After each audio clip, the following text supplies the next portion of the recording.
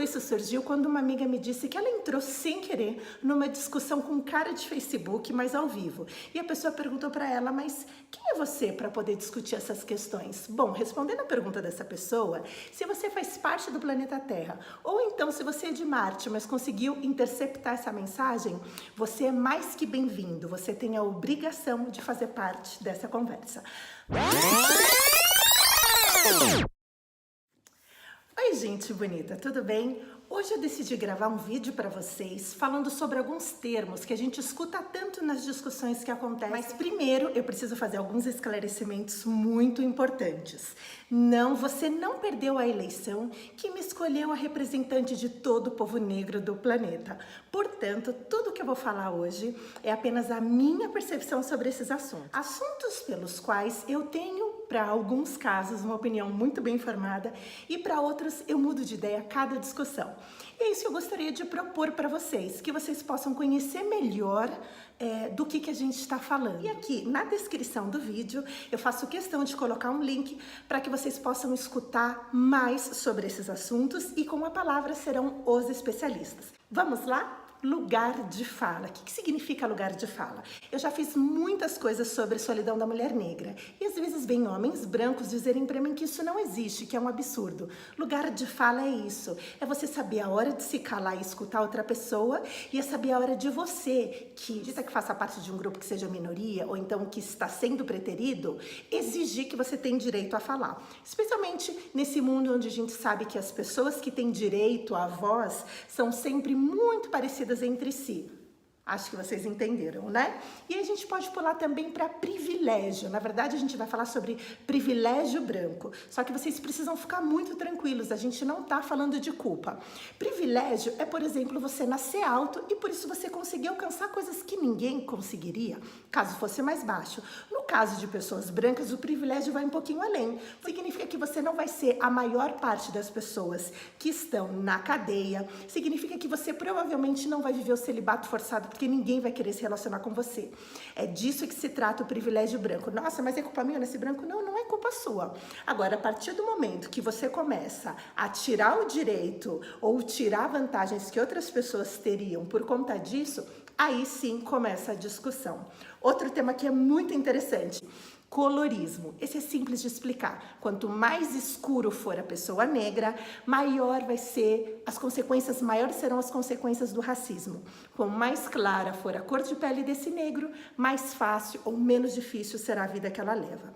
E falando de pessoas negras, também tem o termo afrocentrado, ou então relacionamento afrocentrado. O termo fala de pessoas negras que escolhem conscientemente estarem juntas, formando ali um laço afetivo, formando uma família. Quer um exemplo? Thaís Araújo e Lázaro Ramos. Ou então a nossa querida Queen Bee e Jay-Z. São pessoas negras que estão juntas e acabam fazendo, mesmo sem querer, uma militância, porque elas acabam indo contra estatísticas e preconceitos. Falando neles, o do palmiteiro. Já ouviram falar esse termo? Palmitagem é um nome dado a homens negros que só se relacionam com mulheres brancas. Não, mas aí você me diz gosto, não se discute. Sim, só que nesse caso específico a gente não está falando de gosto. A gente está falando do homem negro que começa a melhorar sua condição social e que para garantir esse espaço na sociedade e para se sentir acolhido, opta por se relacionar com mulheres brancas. E aí qual é a consequência disso? Uma das consequências é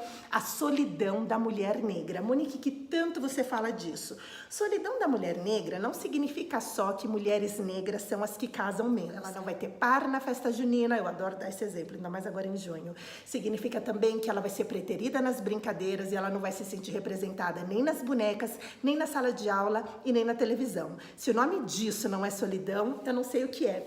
E falando nessas características de mulheres negras, a gente pode falar sobre feminismo negro. O que eu entendo é que a pauta, as questões que pautam a vida das mulheres feministas feministas brancas não necessariamente atinge as mulheres feministas negras. Um exemplo, enquanto o feminismo branco pode estar pedindo o chega do fio-fio na rua, ou então falando sobre o direito de viver um poliamor sem ser taxada de fácil, de vadia ou do que seja, talvez mulheres negras estejam sofrendo por aquela solidão que nós falamos, esteja sofrendo por questões de violência doméstica, que sim atingem todo mundo. Eu não estou falando que mulheres negras lutam mais por uma causa do que as mulheres brancas, mas a ideia do feminismo negro é colocar em destaque coisas que elas estão vivendo literalmente na pele. Por exemplo, o fato de que se uma mulher branca pode estar reivindicando que ela faça um aborto, uma mulher negra espera que ela não seja vítima mais uma vez de estupro, porque sim, mulheres negras são as maiores vítimas também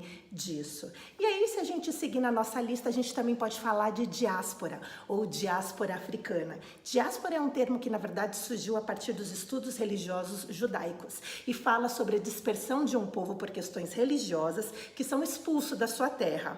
E aí, quando, a partir do século XIX, mais ou menos, começou uma discussão para tentar aplicar esse mesmo termo, só que na perspectiva da modernidade, ou seja, falar sobre as consequências do que é uma diáspora nos dias de hoje. Então se usou o exemplo mais marcante da modernidade, que foi a vinda dos escravos, uma vinda forçada da África para tantos lugares do mundo. Mais um termo, essa tá na boca do povo e esse também é muito fácil de explicar.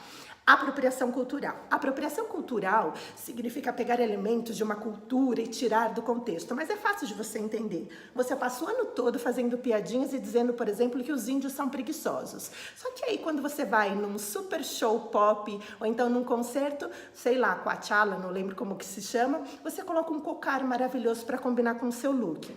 Outro exemplo de apropriação cultural. Quando você vê um homem e uma mulher com dreads, você pensa, nossa, que horror, esse cabelo deve ser fedido. E aí você vê uma pessoa famosa e fantástica na televisão, provavelmente de outra etnia, e você vai falar, quero um cabelo igual. Olha que pessoa hipster, bacana, cool, descolada. Isso é apropriação cultural. E aí, para finalizar, o racismo reverso.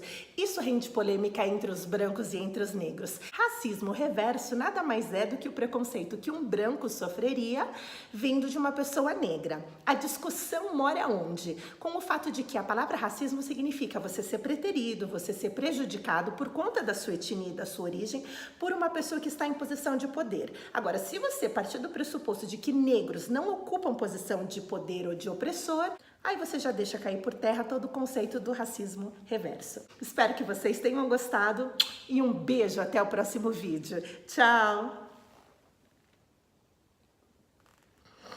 Colorismo, falei. Feminismo, falei. Solidão, né?